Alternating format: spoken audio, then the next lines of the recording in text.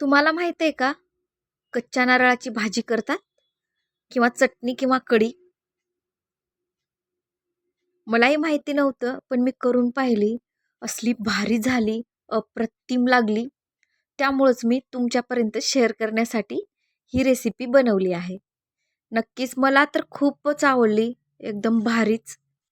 तुम्हालाही नक्कीच आवडेल. आज आपण शिकणार आहोत जे कच्चं नारळ असतं त्याच्यापासून भाजी किंवा कढी किंवा तुम्ही याला काय म्हणतात ते तुम्ही मला सांगा. कोकणमध्ये पण याला काय म्हणतात ते पण मला सांगा. तर चला सुरू करूयात आपण कच्च्या नारळाची भाजी. हे बघा कच्चं नारळ फोडले मी आणि त्यामध्ये जे नारळ असतं, खोबरं असतं, हे बघा असं निघालेलं आहे. तर याला आपल्याला कट करून घ्यायचे आणि याच्यामधलं जे पाणी आहे ते टाकून देऊ नका. पुढे तुम्हाला मी सांगणार आहे काय करायचं ते. चला याच्यातलं पाणी काढून घेऊयात आपण. तर बघा पाणी काढून घेतलेलं आहे मी आणि त्यानंतर असे बारीक बारीक तुकडे करून घ्यायचे आणि त्याला आपल्याला कट करून घ्यायचे. तर हे जे आता आपण बाहेरून दुकानातून जे खोबरं घेतो म्हणजेच नारळ घेतो, तर त्याचं वरचं पूर्ण जे केस असतात ते काढून टाकून आपण फोडल्याच्या नंतर पाणी असतं ते बाजूला काढून जेव्हा हे असं कट करतो तर इझिली कट होतं, कारण पूर्ण मऊ असतं ते. तर हे थोडं जास्त झालेलं आहे. नारळ जास्त थोडंसं रट्टा आहे, जास्त मऊ नाही आहे. पण तुम्ही जर आता लगेचच्या लगेच केलात ना, तर ते खूप मऊ असतं. तर हे बघा अशा प्रकारे पतले-पतले आपल्याला कट करून घ्यायचे. तर जास्त जाड नका करू, पतले-पतले करा कारण शिजण्यासाठी सोपं होतं.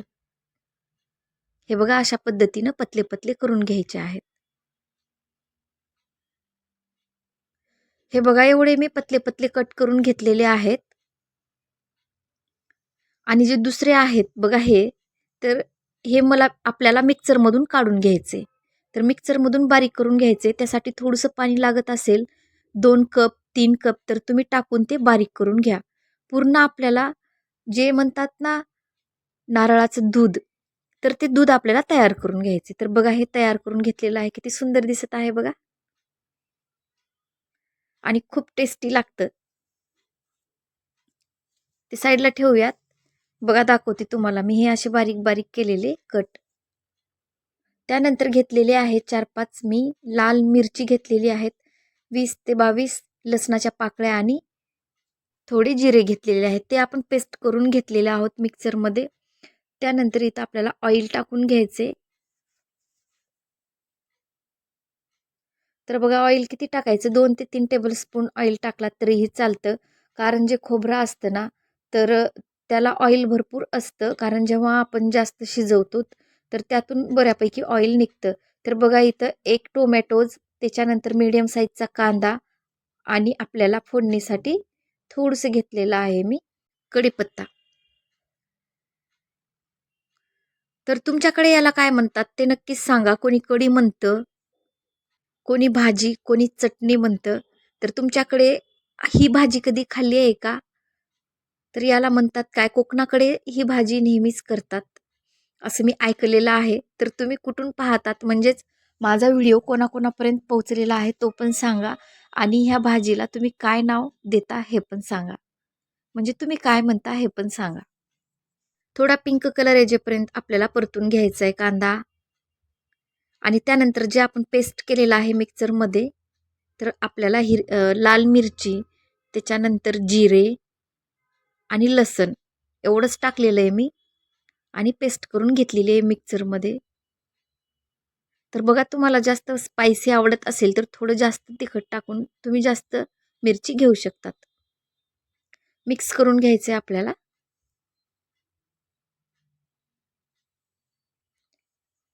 आणि तुम्हाला पाहिजे तेवढं तुम्ही यामध्ये मीठ टाकून घेऊ शकता. जास्त ऑइल वापरलेलं नाहीये, कारण जे आपण दूध तयार केलेलं आहे त्यामध्ये पण बऱ्यापैकी ऑइल येतं. पुढे जेव्हा आपण शिजवतो तेव्हा टोमॅटोज पण टाकलेला आहे. यानंतर आपण छान मीठ टाकून घेऊयात.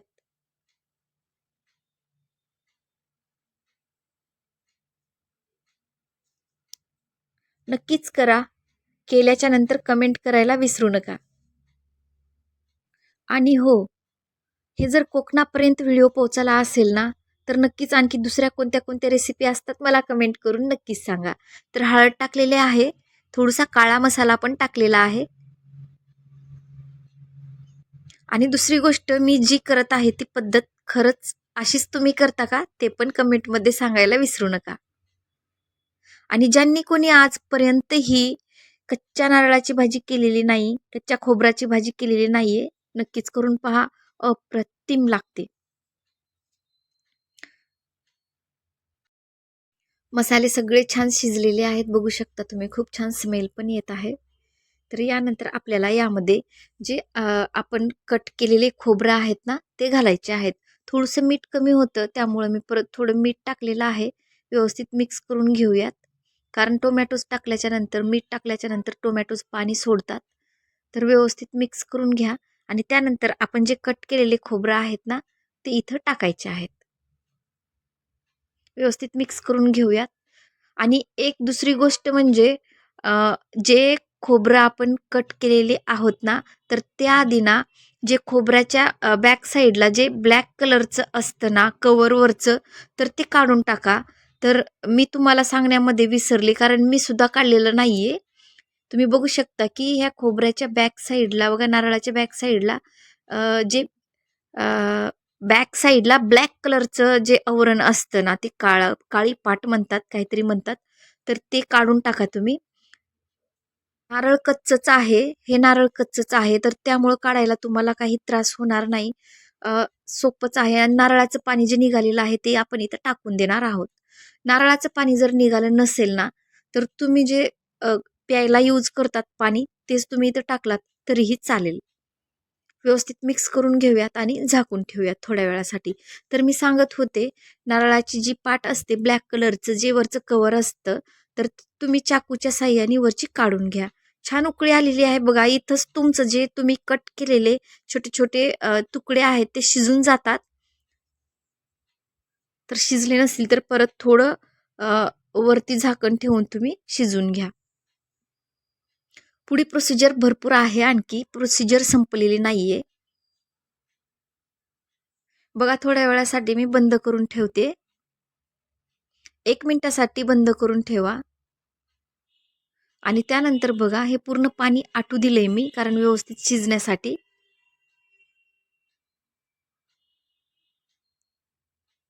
तर यानंतर आपण जे दूध तयार केलेलं आहे ते दूध यामध्ये टाकून द्यायचंय. वाव, किती सुंदर दिसत आहे बघा. व्यवस्थित मिक्स करून घ्या. दुसरं काहीही इथं टाकायचं नाहीये आपल्याला. एवढं साहित्य टाकायचं आहे. व्यवस्थित मिक्स करून घ्यायचे. परत तुम्हाला जर थोडी आणखी ग्रेव्ही वाढवायची असेल तर तुम्ही वरून आणखी पाणी टाकलं तरी चालेल.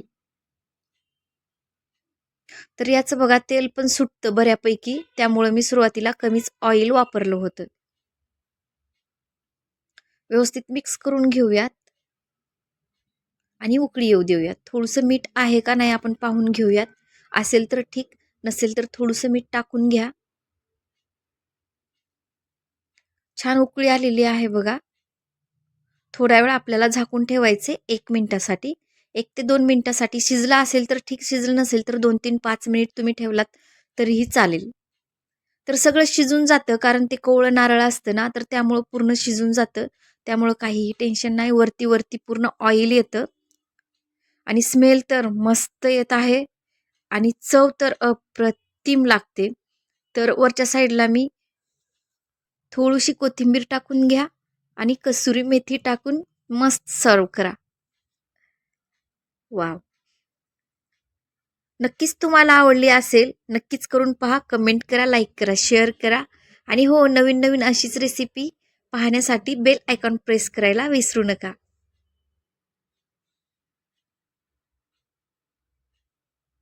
खूप जणांना तर ही भाजी माहीतच नसेल.